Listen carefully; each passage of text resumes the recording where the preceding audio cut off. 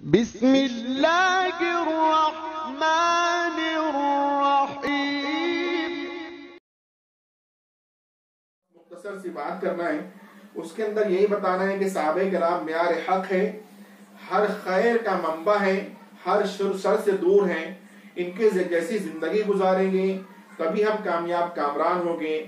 صحابہ جو ہے یہ تاریخی شخصیات نہیں، قرآنی شخصیات ہیں، یہ معیاری شخصیات ہیں، ان کو جانچا نہیں جائے گا، ان کی ذات پر ہم اپنی زندگی کو جانچیں گے۔ لیکن اس طرح کی توفیق ہر ایک کو نہیں ملتی، بہت سارے بدبخت ایسے بھی ہوتے ہیں جو صحابہ کرام کی ذات کو تنقید کا نشانہ بناتے ہیں۔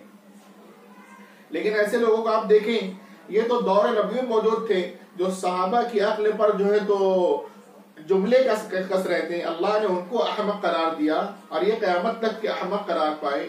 اب یہ دیکھیں، اس پر ہی غور کر کے پوری تاریخ کا جب مطالعہ کریں تو یہ بات سامنے آتی ہے کہ صحابہ کرام کی ذات پر جن اشخاص نے جس طرح سے بھی کلیم کیا ہے یا غلط کمنٹ کیا ہے، اس کا مصداق وہی قرار پایا ہے۔ آپ روافض اور شیعوں کو دیکھیں، یہ صحابہ کرام کے ایمان کے قائل نہیں ہیں اور ارتداد اور کفر کے جو ہے تو فتوے کستے ہیں۔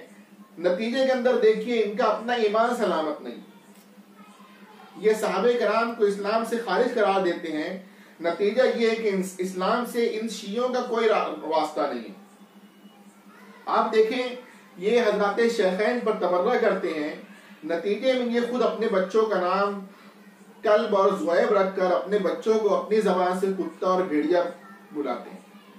انہیں آپ دیکھیں کہ حضرت عائشہ رضی اللہ عنہ پر انہوں نے تہمت لگائی اور اس کی پاداش کے اندر ان کے ساتھ یہ ہو رہا ہے کہ ان کی کوئی ایک لڑکی بھی باعزت نہیں ہوتی ہے، یہ ہر ایک لڑکیاں متاع کے نام پر اپنی عزت گنوا بیٹھتی ہیں، تو نتیجے میں ویسی اثر ان کے اوپر ہوتا ہے۔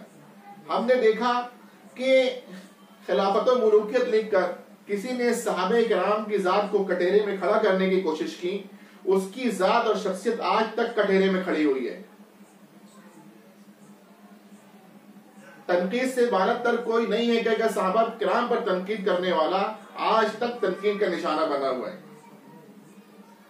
ایک گروہ ہے جو کہ اجتہاد و تقلید کا منکر ہوتا ہے اور اس بنیاد پر جو ہے تو وہ اپنے طور سے جو دین بنا کر چلتا ہے، اس کے اندر اس نے ایک ضابطہ یہ قرار دیا کہ صحابہ معیار حق نہیں ہے۔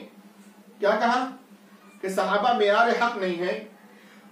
اللہ نے ایسا اثر ان پر کیا کہ ان کی پوری ذریت میں، ان کے پورے گروہ میں، ان کے وجود سے لے کر آج تک کوئی ایک معیاری شخص پیدا نہیں ہوا،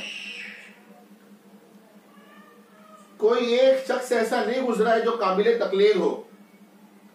ان کی ذات ایسی غیر معیاری ہوتی ہے کہ ان کا بچہ اپنے باپ کو جوتے کی نوک پر رکھتا ہے۔ تو بہرحال میرے دوستو، صحابہ کرام کی ذات ہمارے سامنے اس لیے ہے کہ ہم ان کا اتباع کریں۔